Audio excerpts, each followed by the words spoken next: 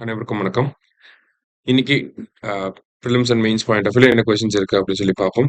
First one, world lion day அப்படின்னு சொல்லி கேட்டிருக்காங்க. வேர்ல்டு லைன் டே வந்து பார்த்தீங்கன்னா நமக்கு ஆகஸ்ட் 10. அடுத்தது project line was launched in which year அப்படின்னு சொல்லி பார்த்தீங்கன்னா 2020. ரெண்டுமே கரெக்டாக தான் இருக்கு. சிங்கங்களுடைய தினம் ஆகஸ்ட் 10. ப்ராஜெக்ட் லைன் வந்து 2020 நம்ம ஆகஸ்ட் 15 2020 வந்து நம்ம பிரைம் மினிஸ்டர் வந்து இன்ட்ரடியூஸ் பண்ணியிருப்பார். சரியா? ஸோ போத் கரெக்ட் அப்படிங்கிறது தான் இந்த கொஸ்டினுக்கு கரெக்ட் ஆன்சர். அடுத்தது, த CM Thayumanavar scheme was launch on அப்படின்னு சொல்லி கேட்டிருக்காங்க. முதல்வரோட அந்த தாய்மானவர் திட்டம் நம்ம பார்க்குறோம்.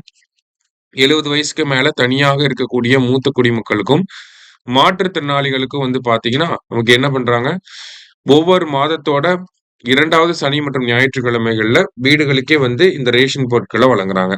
இந்த திட்டம் எப்ப தொடங்கியிருக்காங்க அப்படின்னா 12 ஆகஸ்ட் 2025. சரியா? அடுத்தது, the proposal to remove the judges of Supreme Court and High Court can only be introduced in Lok Sabha. உச்சநீதிமன்றம் மற்றும் உயர்நீதிமன்ற நீதிபதிகளை நீக்கும் திட்டத்தை மக்களவையில் மட்டுமே அறிமுகப்படுத்த முடியும் அப்படின்னு சொல்லி கொடுத்துருக்காங்க. இது தப்பு. Okay, proposal to remove the judges அப்படின்னாலே போத் லோக்சபா ராஜ்யசபா, லோக்சபாலையும் கொண்டு வர முடியும், ராஜ்யசபாலையும் கொண்டு வர முடியும். It must be supported by at least 50 members அப்படின்னு சொல்லி கொடுத்துருக்காங்க. இதுவும் தப்பு. ஓகேவா? லோக்சபானா 100 மெம்பர்ஸ் வரணும், ராஜ்யசபானா 50 மெம்பர்ஸ் வரணும். சரியா? அடுத்தது, the speaker must accept such proposal and send it to 3 member committee அப்படி சொல்லி கொடுத்துருக்காங்க. இதுவுமே தப்பு தான். த ஸ்பீக்கர் மஸ்ட் அக்செப்ட்லாம் கிடையாது. He may accept and he may reject it. Accept பண்ணாலும் பண்ணலாம், பண்ணாம ரிஜெக்ட் பண்ணாலும் பண்ணலாம். ஓகேவா? ஸோ இது எல்லாமே 1968 வந்து ஜட்ஜஸ் என்கொயரி ஆக்ட்ல வந்து சொல்லியிருப்பாங்க. நீதிபதிகள் விசாரணை சட்டத்துல ஒரு நோட்டீஸ் இருக்கு அப்படின்னா அது லோக்சபாலையும் கொண்டு வரலாம், ராஜ்யசபாலையும் கொண்டு வரலாம். சரியா? லோக்சபானா 100 பேரோட சப்போர்ட், ராஜ்யசபானா 50 பேரோட சப்போர்ட். அடுத்தது, பிரிசைடிங் ஆஃபீஸருக்கு போகும். இந்த இடத்துல ஸ்பீக்கர்னு எழுதுறேன் நான், ஆனா பிரிசைடிங் ஆஃபீஸருக்கு போகும். இவர் என்ன பண்ணலாம், அக்செப்டும் பண்ணலாம், ரிஜெக்டும் பண்ணலாம். ரிஜெக்ட் பண்ணா அவ்வளவுதான், அதோட முடிஞ்சது. அக்செப்ட் பண்ணிக்கிட்டார் அப்படின்னா அவர் வந்து ஒரு 3 மெம்பர் கமிட்டிக்கு அனுப்புவார். அந்த 3 மெம்பர் கமிட்டில யாரெல்லாம் இருப்பாங்கன்னா, சீஃப் ஜஸ்டிஸ் ஆஃப் இந்தியா இல்லாட்டி சுப்ரீம் கோர்ட்டோட ஒரு ஜட்ஜ் இருப்பாங்க. அடுத்தது சீஃப் ஜஸ்டிஸ் ஆஃப் ஒரு ஹை கோர்ட். அடுத்தது வந்து ஒரு எமினன்ட் ஜூரிஸ்ட் வந்து இருப்பாரு. இவங்களும் வந்து அந்த நீதிபதி குற்றவாளி அப்படின்னு சொல்லிட்டாங்க அப்படின்னா 2/3 மெஜாரிட்டியில பாஸ் பண்ணி பிரசிடென்ட்டை வச்சு ரிமூவ் பண்ணிடுவாங்க. சரியா? அப்ப இங்க பாத்தீங்கன்னா லோக்சபால மட்டும் தான் கொண்டு வர முடியும்னு சொல்லியிருக்காங்க. அதனால இந்த ஸ்டேட்மெண்ட் தப்பு.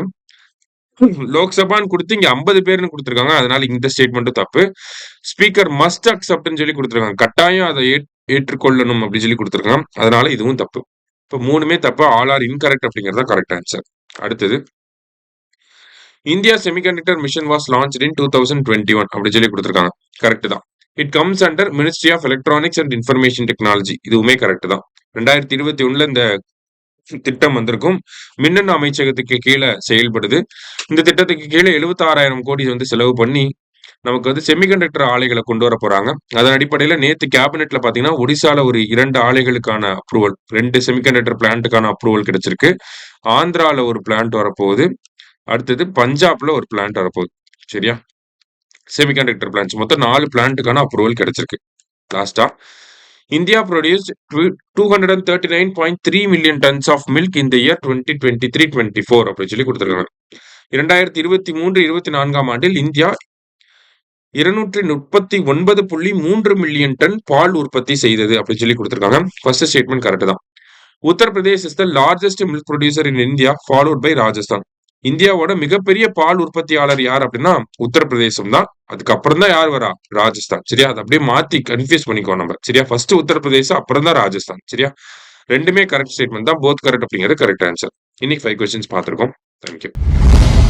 சுரேஷ் IAS அகாடமி, வெற்றியின் முகவரி.